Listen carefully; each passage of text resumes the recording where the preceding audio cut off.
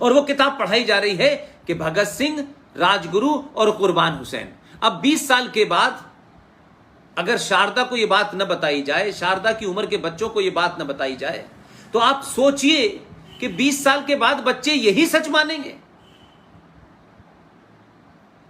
तो हमारे लिए संकट यह है कि हम जो पुराना झूठा और गलत इतिहास, गलत डेट्स, गलत रीजनिंग, हमें पहले उसको साफ करना है, तब नई बात बतानी है।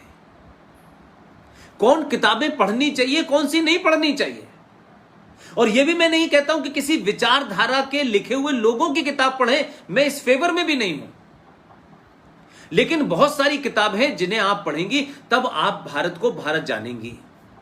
यह भारत को भारत जानना ऐसे ही है कि जब तक आप अपने घर को नहीं जानेंगी कि मेरे घर की क्या परंपरा है, मेरे घर के क्या कायदे कानून हैं, मैं कौन हूं, मैं किसकी बेटी हूं, मैं किसकी पोती हूं, मेरे बाप दादा कौन थे, मेरे बुजुर्ग कौन थे, हमारा देश पहले सोने की चिड़िया था तो क्यों था और आज नहीं है तो क्यों नहीं है, जब अंग्रेज नहीं आए थे तो कौन सी शिक्षा यहां दी जा रही थी, तब आचार्य चाणक्य क्या कर रहे थे, चंद्रगुप्त कैसे पैदा हुआ। ये जब अगर आप नहीं जानेंगे तो आप वर्तमान में एक ऐसे प्राणी होंगे जो पैदा हुए, खाया पिया, कभी इसके पैर जोड़े, कभी उसके पैर जोड़े, कभी इसकी चापलूसी की, कभी उसकी चापलूसी की, और जीवन धीरे धीरे कट गया और एक दिन आप समाप्त हो गए। इतिहास उन्हीं को याद रखता है, इतिहास में उन्हीं का जिक्र होता है जो जीतता है। हारा हुआ आदमी हो सकता है मॉरली बहुत हाई हो, हारा हुआ आदमी हो सकता है सच्चा भी हो, लेकिन इतिहास उसका नहीं लिखा जाता। इसलिए हम हारे, हम डिफीट हुए, हम गुलाम बने, हम अपने आदर्शों में बड़े फिक्स थे। हमारा आदर्श है,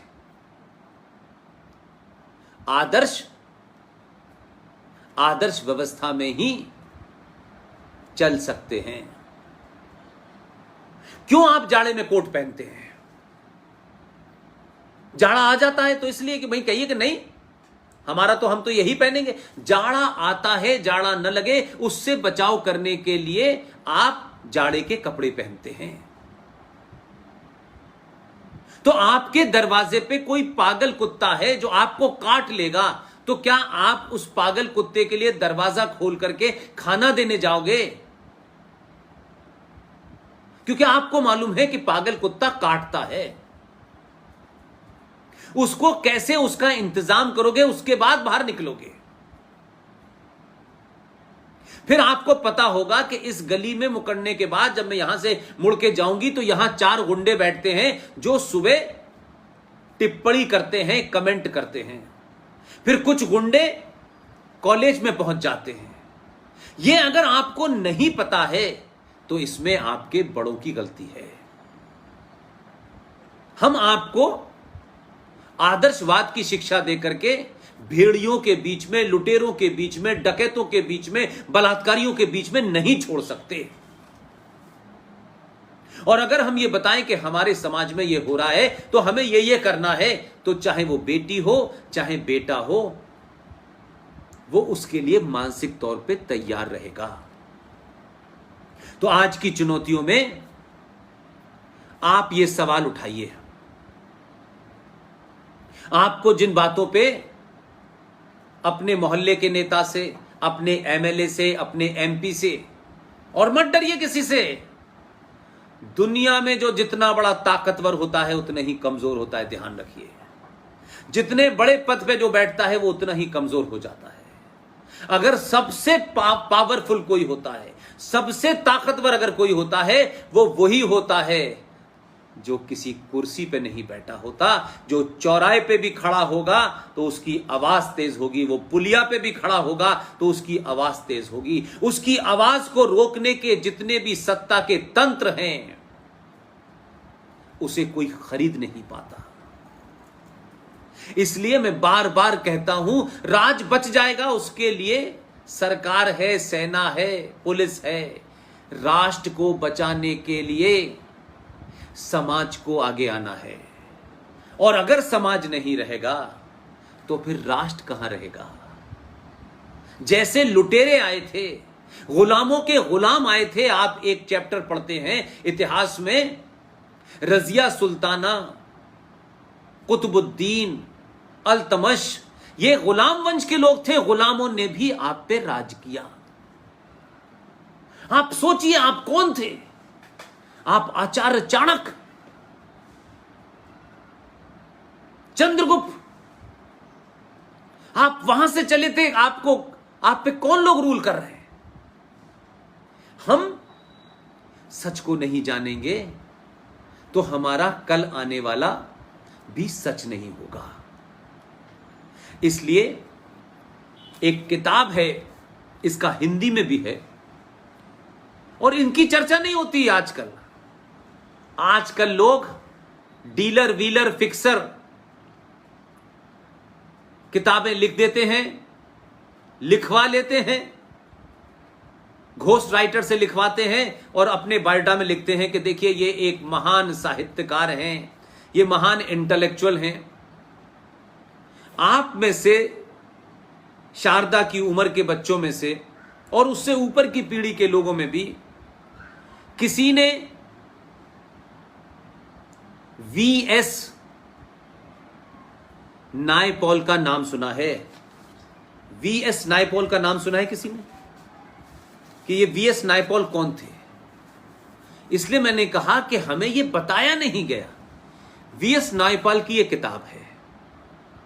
इस किताब का नाम है वुंडेड सिविलाइजेशन, एक आहत सभ्यता, एक घायल सभ्यता। और वीएस नायपॉल को इसी किताब के लिए लिटरेचर का नोबेल प्राइज मिला। आज तो विदेशी ताकतों के एजेंडे पे काम करने वाले पत्रकार, साहित्यकार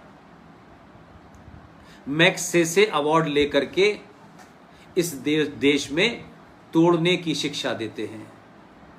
इस देश को कन्वर्ट करके इस्लामिक जिहादियों के हाथों सौंप देने का ज्ञान भगाड़ते हैं। ऐसे लोगों को ऑर्गेनाइज तरीके से वो ताकतें जो अंतर्राष्ट्रीय स्तर पर भारत के उस पुरुषार्थ को जानते हैं जो हजारों साल पहले था और पूरी दुनिया में ज्ञान भी दिया, विज्ञान भी दिया, आज वो छोटे छोटे पुरस्कार लेके आते हैं और बहुत बड़े हो जाते हैं। वीएस नायपॉल को लिटरेचर का नोबेल प्राइज मिला। कितने बच्चों को पता है? और जो किताब पे मिला है, वो किताब अगर आप पढ़ेंगे तो आपको पता चलेगा कि आपकी सभ्यता को कितनी महान और कितनी ताकतवर सभ्यता थी। सबके लिए सब कुछ था, कैसे उसको तोड़ा और जलाया और खत्म किया गया। और कौन सी कमजोरियां हमारी जनरेशन टू जनरेशन आई कि हमने इतनी महान सभ्यता को समाप्त होने दिया। इसलिए मैंने कहा कि आज के बच्चों को बड़े सारे लोग बरगलाते हैं।